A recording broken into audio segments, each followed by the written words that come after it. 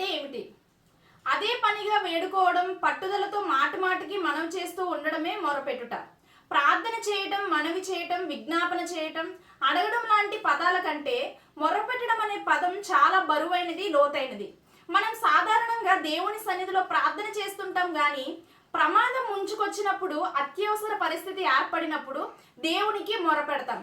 అంటే దేవా, ఇక నీవు ఆలస్యం చేయడానికి వీల్లేదు, నా అవసరం నీవు ఇప్పుడు తీర్చాల్సిందే, నీవు తప్ప నాకు దిక్కు ఎవరూ లేరు తండ్రి అంటూ దేవుని కాళ్ళు పట్టుకొని బతిమాలుకుంటూ ఉండడం అన్నమాట.